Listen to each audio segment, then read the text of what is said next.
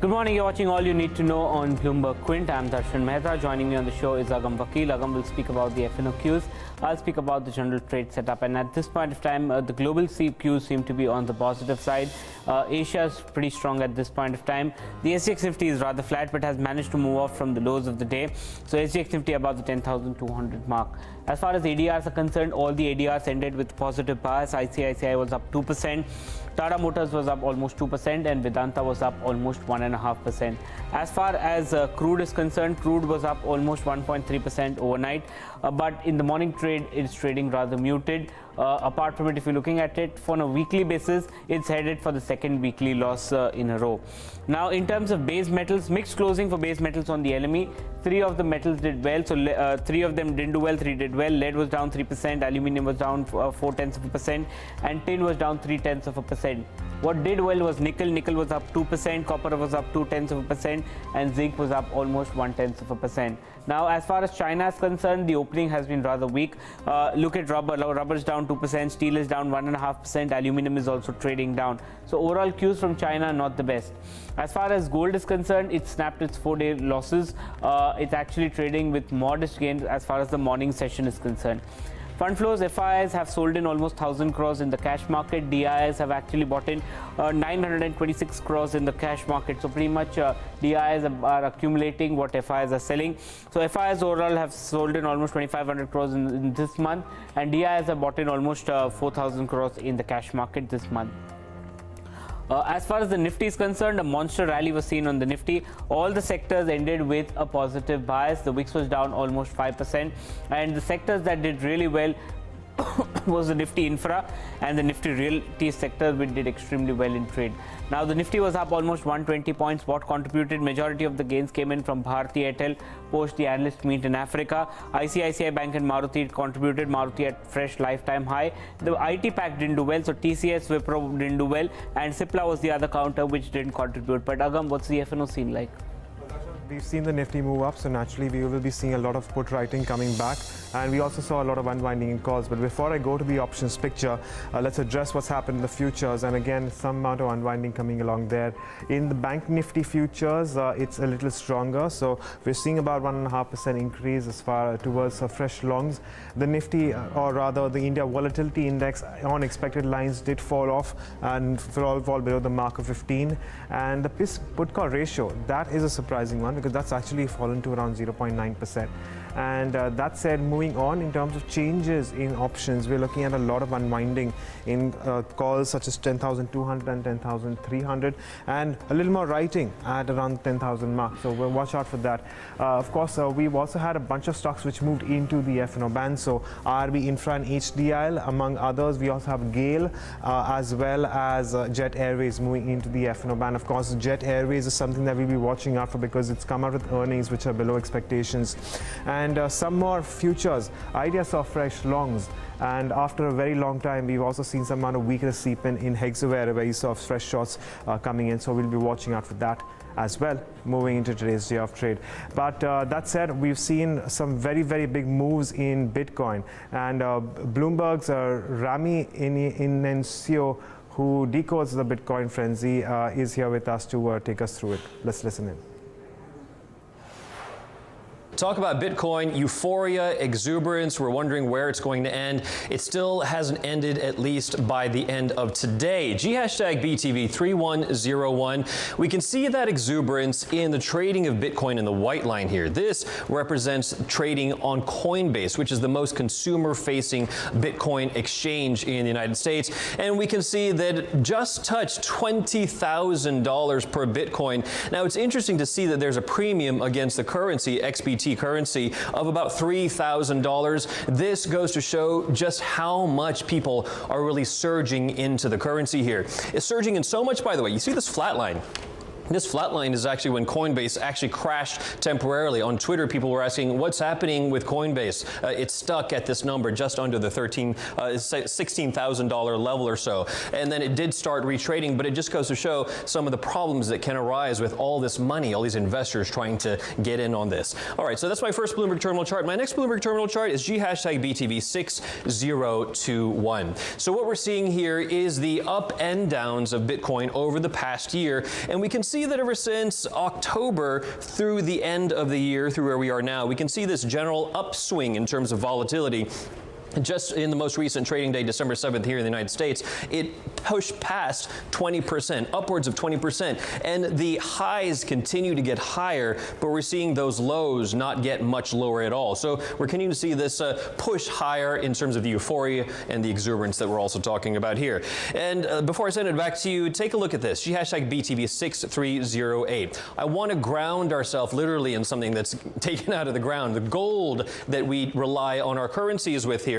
And we can see that the gold price has actually just risen by about 7.5%. That's actually the red line. It looks like a flat line, right? That's the gold price here. But the price of Bitcoin has risen by nearly 13%. As much as gold has risen over the past year. So it just goes to see where the safe haven is and where the volatility and the possible riches or not may lie. Back to you.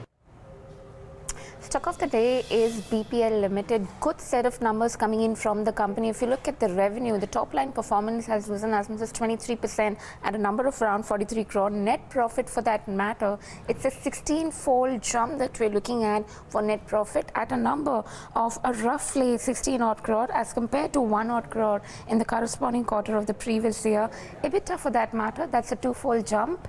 And the number is at 3.6 crore as compared to 1.6 crore in the base quarter. Now margins have also expanded at 8.2 as compared to nearly 4.5% in the corresponding quarter. Now what has led to good set of numbers? Well, higher revenue along with your cost efficiency has led to a good operating performance. Now if you look at the other expenses and employee benefits expense, that as a percent of net sales have come down. Other expenses has come down significantly to a number of around 6% as compared to nearly 11% that we've seen in the previous quarter. Now this combined with a sharp jump in your other income has led to a good show on the bottom line front. Other income has jumped nearly 26-fold to a number of around 13 odd crore. If you look the finance cost, that along with your lower depreciation has also aided the bottom line performance of the company. To give you just rundown of what the company is, well, it's a consumer electronic company with a market capitalization of around 383 crore. The promoter holding in this company has been stable at 63%. If you look, the company has been seeking to regain its old glory through online sales. Back in May, it has scrapped its partnership with Flipkart and now is in partnership with Amazon. With that, let's toss it across to Saloni for rupee and bond market updates.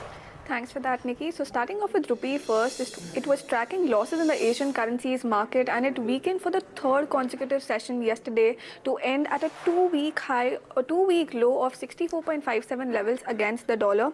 Now a spectacular rally in the local equities market along with falling crude oil prices failed to arrest the rupee slide.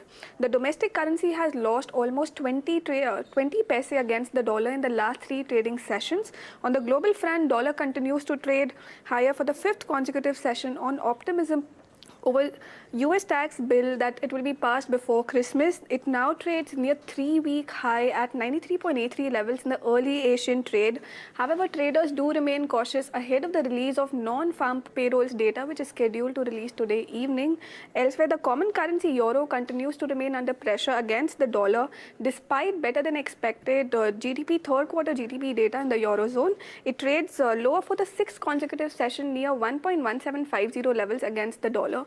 Now coming back home, dollar rupee is trading flat in the non-deliverable forward market.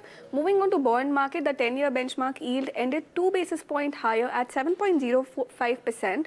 While global funds reduced their Indian debt holdings yesterday, they reduced their portfolio by a marginal 30 crore according to NSDL data. Well, that said, Jayesh, commodities continue to fall this week. What has led the fall basically? That's right, Saloni, but not for crude oil prices, at least overnight, where we saw a 1% uptick come about for WTI and Brent oil. But like you mentioned, they have been falling this week and actually on track to post a weekly loss. But the positive coming in for crude oil prices is that they are on track to post the second annual gain, that is, after December. Now, we also understand that there is some unrest in Nigeria with respect to their union, wherein they are saying that they may go on an indefinite strike beginning December 18. That is because of some unfair labor practices at some local exploration companies as per the trade body. As far as brokerages are concerned on crude oil prices, Credit Suisse has actually raised their 2018 Brent forecast to $60 per barrel from 53. So that's a positive coming about for crude oil prices. Moving on to the base metal space, we saw mixed close on the LME base metal index itself, closed down all days this week, and it is also on track to post a second weekly loss. As far as individual base metals are concerned, copper saw an uptick for the second consecutive session, and nickel gained more than 2%, while lead fell nearly 3%. Moving on to the precious metal space, we are seeing negative cues come about for both gold and silver prices, which actually fell more than 1% overnight. Now, this is on the back of rate hike expectation next week from the Federal Reserve.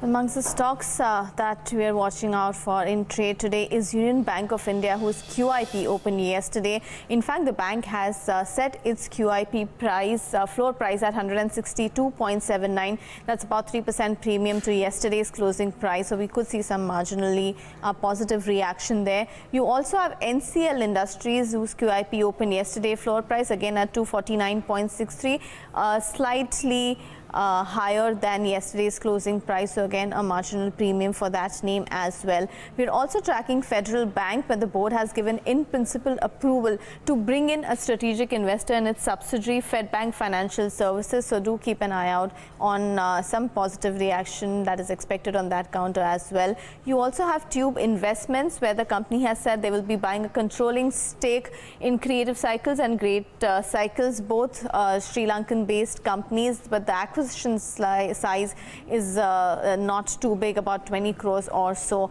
In a bulk deal yesterday, Ponju Veliat's Equity Intelligence sold 0.6% stake in Kohinoor Foods. That stock was up about 10% yesterday, so we could see some negative reaction coming in on that name. You also have a Times of India report which says that Policy Bazaar is looking for valuations of about 1,500 crores. So that will have implications for Info Edge, which holds about 10% stake in the company. They had invested about 68 crores in 2008. So based on their 10% stake that they hold, their investment has a little more than doubled in a period of 8 to 9 years. And lastly, we're also looking at Imami, where the company has acquired 30% stake in Helios Lifestyle, and that marks the company's entry into the e-commerce space. Now, according to a Times of India report, or ET report, sorry, the deal has been valued at close to 100 crores. So do keep an eye out for that name as well. Calling the Financial Resolution and Deposit Insurance Bill more depositor friendly, the government has said the FRDI bill brings in additional protection for depositors and in a more transparent way. The FRDI bill was introduced in Lok Sabha in August 2017 and is currently being considered by the Joint Committee of Parliament. This bill will replace the Deposit Insurance Act, which currently insures deposits in deposits of banks to a maximum of rupees 1 lakh if a bank or a financial institution fails. There were earlier concerns that deposits would not be protected, as the FRDI bill does not specify an amount and leaves the discretion to the regulator, which in case of banks is the RBI. The government has also said that once FRDI bill becomes a law, it will put in place a system which would have an effective and a quick resolution if a financial institution and a bank fails, and this resolution process would obviously be depositor friendly. Market participants have been asking for allowing institutions like mutual funds and foreign institutional investors to invest in the commodities derivative market. But one of the biggest resistance was coming through some of the regulators like Reserve Bank of India, which was not so keen on it. Now what SEBI has done, based on the recommendations of the Commodity Derivatives Advisory Committee, which has recommended gradual by phase introduction of institutions institutions into the commodity derivatives. SEBI is trying to ensure that to begin with, mutual funds and portfolio managers which are under the purview of the regulator, market regulator, they are brought into the entire commodities derivative market. The recommendations seek that mutual funds, whether mutual funds should be allowed to have commodity ETFs or open-ended funds or arbitrage funds, commodities, or existing schemes should be allowed to have exposure to commodity derivatives. Now, this is one way of diversifying the entire risk part of it, but again, it is something which is on the drawing board, and it's just a proposal from the SEBI. From the portfolio managers' point of view, portfolio managers or PMS, which has grown to over 1 lakh crores of asset under management, they are not allowed to invest into commodity derivatives, though as per SEBI's regulation, they are allowed to invest in securities which include commodity derivatives as part of it.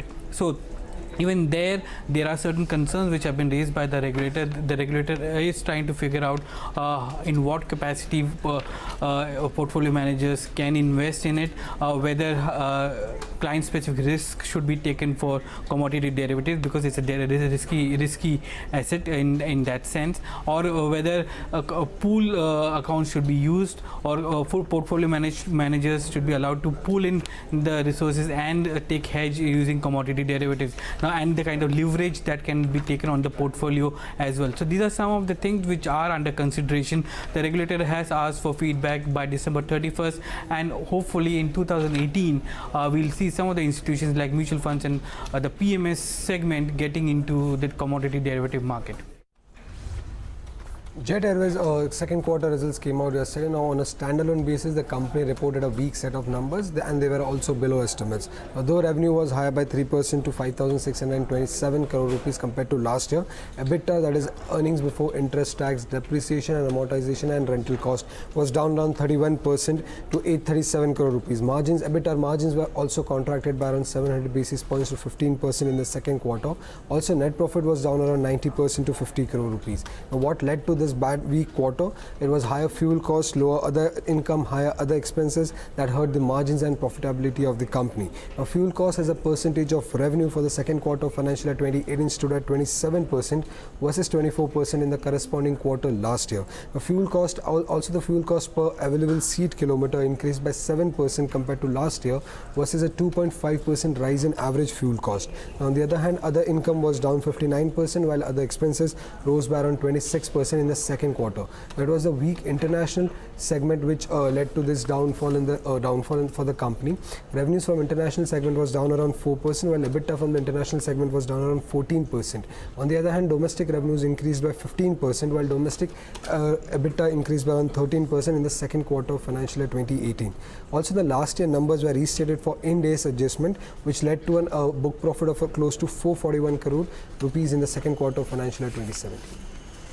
Well, some more stocks to look at based on the delivery data as of yesterday. Starting off, first we have GAIL India. The stock was up nearly 8% yesterday and saw delivery buying of nearly 200 crores. The delivery volume surged 120% at about 39 lakh shares when compared to its 10-day average, and the total volume too surged more than 3 times at about 1.3 crore shares versus the 10-day average. Second stock to watch out for would be Tech Mahindra. It was up more than 5% yesterday and saw delivery buying in excess of 200 crores. The delivery volume more than doubled at about 44 lakh shares versus the 10-day average, and the total volume nearly surged 3 times at about 77 lakh shares versus the 10-day average. The last and final stock to watch would be Maruti India. It was up 3%, hit a lifetime high and saw delivery buying in excess of 340 crores. The delivery volume nearly doubled at about 4 lakh shares versus the 10-day average, and the total volume too almost doubled at nearly 9 lakh shares when compared to its 10-day average. On brokerages, first we have is Morgan Stanley on Future Consumer. Now, they have initiated coverage on the stock with an overweight rating and a target price of 9 95, which suggests a potential upside of 61%.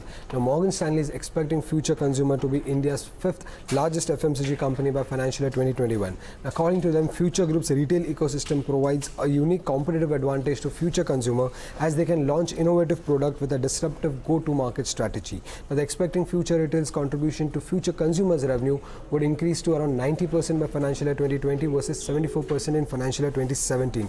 They're expecting the overall revenues of Future Consumer to jump by around 3.2 times over the period of financial year 2017 to 2020. They're also expecting the margins to expand by around 470 basis points over the same period. Now, they're saying that scale-driven efficiencies, better fixed cost absorption and product mix improvement would lead to this margin expansion over FY17 to FY20.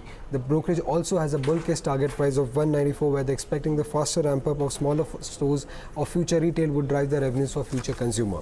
Second we have is HSBC on Escorts. Now, they have initiated coverage on the stock with a buy rating and a target price of 835, which suggests a potential upside of 26%. Now, Escorts is one of the leading tractor makers and is on the road to recovery after several tough years. Now, it's Escorts brand and profits growth are back on track according to HSBC. Now, they are saying that new products which are introduced by the company will boost company's market share, margins and profits going forward. Now, they're expecting the tractor volumes to grow at a compounded annual growth rate of 10% over FY17 to FY20. Also, they're expecting the company's total revenue, EBIT and net profit to grow at a CAGR of 13%, 33% and 45% over FY17 to FY20. They're saying that cost cutting, improved product mix and increased capacity utilization will drive this will drive the current run rate in profits. They're also expecting a turnaround in the construction equipment segment in the financial year 2018. Lastly, improved financial, favorable monsoon, increasing farm mechanization and improving farming income are the positives when it comes to Escorts. But there is a lot to talk over the course of the day, and you will find all the live market action on Bloomberg Quint. But there are also a few stories that you should consider reading on the website bloombergquint.com. Here they are. Non-food credit growth in India's scheduled bank hits 10% mark year-on-year, according to fortnightly data available with the Reserve Bank of India. In the fortnight ended November 10, this number stood at 9%. And General Electric already has the distinction of being the worst performer in the Dow Jones Industrial Average this year. Now it's taken the lead among the US companies in announcing the most job cuts. With that, it's a wrap on this edition of All You Need to Know. Indian Open is up next. Stay tuned in to Bloomberg Quint.